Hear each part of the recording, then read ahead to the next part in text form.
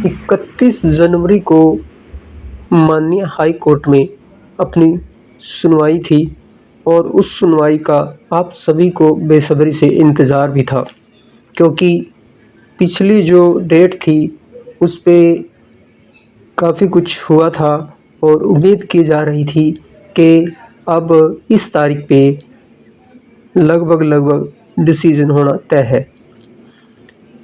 इस तारीख के बाद ही लोगों के मैसेज लगातार, फ़ोन कॉल्स लगातार आते रहे और लोग लगातार पूछते रहे, तो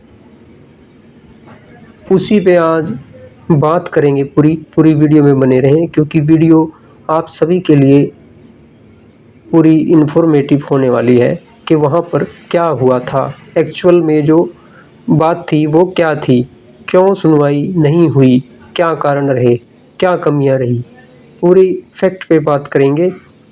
वीडियो कुछ लोगों को बुरी भी लग सकती है, कुछ लोगों को अच्छी भी लग सकती है। पूरी वीडियो में बने रहें।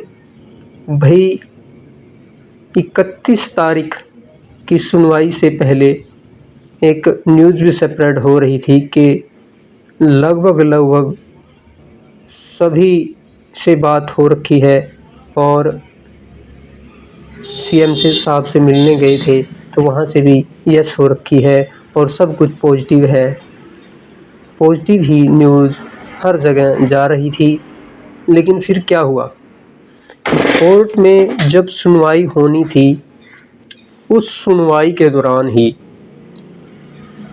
वहाँ पे, क्योंकि अपना जो टाइम था केस की सुनवाई का, तो उससे पहले ही लगभग 5 मिनट पहले माननीय जज साहब के उठने से लंच टाइम से 5 मिनट पहले ही अपने माननीय सीनियर वकील जी ने खुद डेट ले ली कि मेरे पास टाइम नहीं है और आगे की डेट दे दी जाए।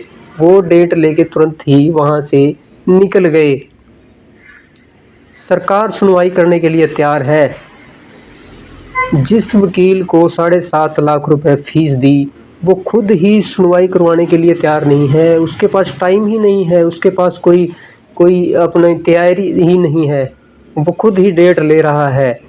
मतलब ये दिमाग से परे की बात है कि 7.5 लाख रुपए देने के बाद लोगों की मेहनत का पैसा, लोगों की खून पसीने का पैसा 7.5 लाख रुपए अगर इस तरह से जाया किया जाएगा तो क्या होगा। मैं तो यही कहूँगा कि अगर 7.5 लाख रुपए वकील को दिए हैं इकट्ठे करके, तो क्या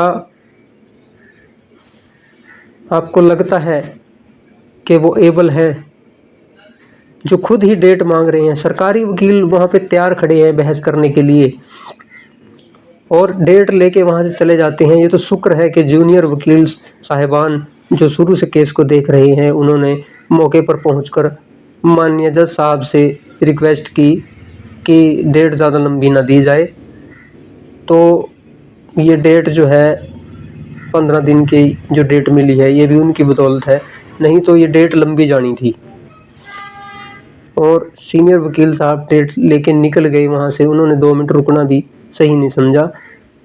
जब हमने जूनियर वकील को फीस दे रखी है, ऑलरेडी वो केस लड़ रहे हैं, तो डेट लेने का क्या मतलब बनता था। वहाँ पे जूनियर वकील हमारे जैसे भी हैं, वो बहस करते, वहाँ पे कुछ सुनवाई करवाते, कुछ तो होता वहाँ पे कम से कम। भाई दिमाग से परे की बात है, ये है फैक्ट जो अंदर की बात है। अब कर लेते हैं दूसरी बात।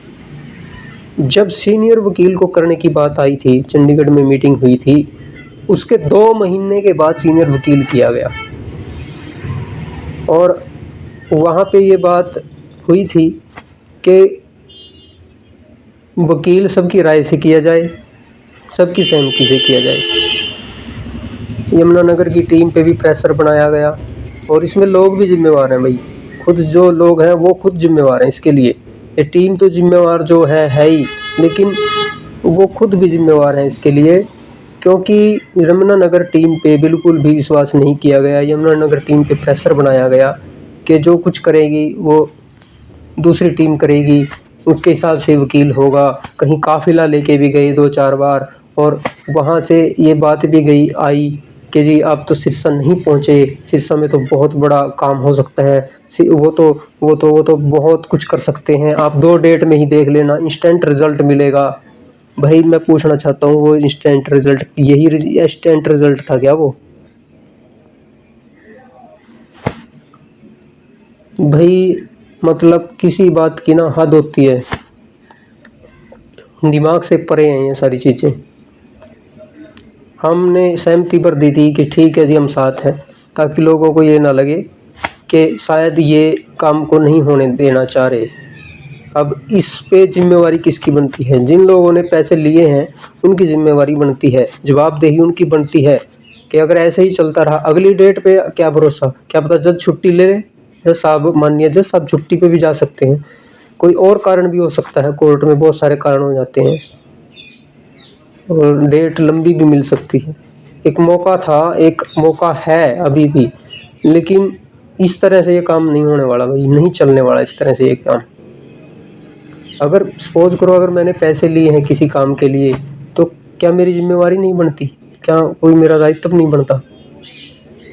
चलो इस बात से कम ये तो साफ हो गया कि जो लोग इधर उधर तेल फूकते फिर रहे थे, जाना चंडीगढ़ है, जा रहे हैं उल्टी दिशा में, जो तेल फूक फाक के वो लोगों का पैसा गाड़ियों में उड़ाया बेकार में, उसका रिजल्ट आज वो सामने है भाई। कम से कम ये बात तो साफ हो गई कि कोर्ट में कोई किसी की सेटिंग सिफारिशबाजी ऐसा कोई काम नहीं है। वहाँ पे सिर्फ सरकार, मैं फिर रिपीट कर रहा हूँ, सिर्फ सरकार अगर वहाँ पे कुछ करती है तो वो सिर्फ सरकार है, और माननीय जज साहब हैं, और वकील की पैरवी है। इसके अलावा जो इधर उधर तेल फूकने का जो एक सिस्टम बनाया था, वो मैंने पहले ही कह दिया था, लोगों ने मेरे ऊपर उंगलियां उठाई, ब्लेम किया मुझे, भद्दे कमेंट भी करे, लेकिन वही बात है, जब लोगों को समझाते हैं तो लोगों के दिमाग में समझ में नहीं आता। अब तीसरी बात, अपने ही लोग इस काम को लेट करवा रहे हैं। कुछ लोगों को ये बोला गया था भी जो हाई मेरिट केस उन्होंने डाला है, हाई मेरिट के अलावा उसमें कोई भी ऐसा केस बीच में ना डालें। अब जब तो उन्होंने हमें भला बुरा कहा, हमारी बात नहीं मानी, और जा कर के उस केस में ही अलग कोई 33% का लेके बैठा है, कोई किसी बात को लेके। अरे जब हाई मेरिट में आ ही रहे हो, सबकी एडजस्टिंग हो ही रही है, हम भी तो अपना कट ऑफ पे आने के बावजूद भी हम अपना अदर्स केसेस में इन्वॉल्व नहीं है, हम सिर्फ एक केस में इन्वॉल्व हैं, अपने स्वार्थ छोड़ के भी। सबका जब आ ही रहा हाई मेरिट में, तो हाई मेरिट में आने दो। अब उन केसेस की वजह से भी ये, क्योंकि वही बात है, जब उसमें कंफ्यूज हो गए वो भी, इसमें तो ये केस अलग अलग मैटर के हैं, जब तो फिर उनको अलग कराने में ही अब टाइम लग रहा है, ये भी एक कारण है। नहीं तो हो सकता है पिछली डेट पे कुछ ना कुछ संभावना थी, लेकिन वो कंफ्यूज बीच में हो गए उन केसेस की वजह से। तो काम किसका लेट करवाया? खुद अपने ही लोग अपना काम लेट करवा रहे हैं, और अभी तो और केस भी लगा रहे हैं लोग, इधर उधर के लोग भाग रहे हैं। फिर वही लोग केस डलवाने के लिए उन्हीं वकीलों पे गए, जिन वकीलों की हमने राय दी थी, उन वकीलों के पास गए, और एक्स्ट्रा अलग से पैसे दे के फिर अलग से उन्होंने उस केस में अपना नाम ऐड करवाया है। तो ये कहाँ की समझदारी है, बताओ आप लोग भी। भाई मैंने पहले कहा था, अनुभवी लोगों के साथ चले, अनुभवी टीम के साथ चले, और इस तरह से ये काम होने वाला नहीं है।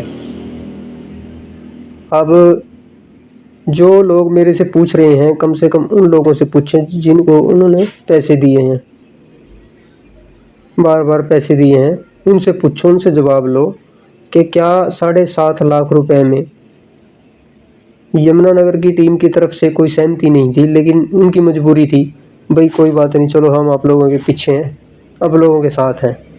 प्रयास हालांकि यमुनानगर टीम दिन रात एक किया, यमुनानगर टीम ने इस काम को करने में, जहाँ तक भी ये प्रोसेस पहुँचा है, लेकिन फिर भी लोगों के द्वारा ही उनको बैकफुट पे धकेला गया है, लोगों के द्वारा।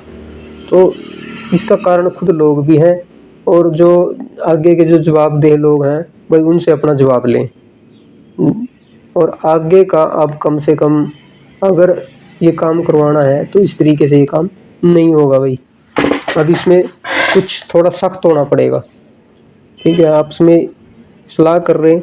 और मेरी एक रिक्वेस्ट और भी है भाई, जो मैनुअल जो फेस टू फेस मीटिंग का ढंडोरा पीटते थे कि फेस टू फेस मीटिंग, अब कहाँ है भाई वो फेस टू फेस मीटिंग? कर लो एक फेस टू फेस मीटिंग, देख लो कुछ हो तो। अब सिर्फ जूम मीटिंग पे ही बड़े बड़े दावे कर रहे थे, वो भी देख लो, ठीक है ना। दावे करने में और काम करने में फ़र्क होता है। जो काम जो मेहनत की है मैं उसको डिनाई नहीं करता, लेकिन मेहनत अगर गलत दिशा में की जाए तो उसके परिणाम विपरीत ही आते हैं हमेशा। तो ज़रूरत है मेहनत सही दिशा में करो, ना कि जाना चंडीगढ़ है जा रहे हैं सिरसा की तरफ। अरे भाई हद है किसी बात की ना। अब मिल गया रिजल्ट तो फिर भी चलो कोई ना, अब भी चीज़ संभल जाए, अगर टाइम है अभी भी संभल सकती है सारी बात। और ये कोई बड़ी बात भी नहीं है, लेकिन बात वही है, रास्ता सही नहीं है, दिशा सही नहीं है, और जिस तरीके से काम करना चाहिए उस तरीके से काम नहीं हो रहा। मेरा कहने का मतलब ये है भाई, ये जो सेटिंग के भरोसे बैठे हैं ना, ये कहाँ है? अब आप बताओ, कहीं लग रहा है भी? किसी को लग रही है ये बात? इसलिए अच्छा वकील ही इस काम को कर सकता है। अब सुप्रीम कोर्ट में वकील था माननीय पटवालिया जी, वकील की बहस से ही पता चल जाता है कि दम था उनकी बात में। तो सुझाव भी दिया गया था, हालांकि ये भाई कोई और वकील भी बहुत सारे हैं तो उनसे बात कर लेते हैं, लेकिन यमुनानगर टीम को बिल्कुल बैक फुट पे धकेला गया और इसी का परिणाम है ये सारा, ठीक है। तो भाई अभी भी हो सकता है कुछ मिलके इस बारे में डिस्कस कर लें, सलाह कर लें, एक बार एकजुट हो जाएं और लेकिन सही दिशा में चलें। सही दिशा में चलने से ही काम होगा, ठीक है। तो टाइम ज़्यादा नहीं है भाई, काम हो सकता है। फिर भी यही कहूँगा, मेरे शब्द गलत नहीं होंगे, काम होगा, लेकिन वही बात है, काम जल्दी होने की बजाय लेट हो रहा है। तो लेट ना हो इसलिए इस काम पे लग जाएं तुरंत। जितना भी एफर्ट पहले लगाया उससे डबल ट्रिपल एफर्ट अब लगाएं, तब जाके ये काम सिरे लगेगा, ठीक है। तो भाई आप सभी का, किसी को मेरी बात से ठेस लगी होगी उसके लिए मैं क्षमा चाहता हूँ, लेकिन सही दिशा में चलने के लिए ये काम करना ही पड़ेगा, चाहे किसी को अच्छा लगे चाहे किसी को बुरा लगे, क्योंकि अच्छाई बुराई की बात नहीं है, इतने लोगों का, इतने परिवारों का भविष्य फ्यूचर की बात है। तो आप सभी का बहुत बहुत धन्यवाद। Thank you so much.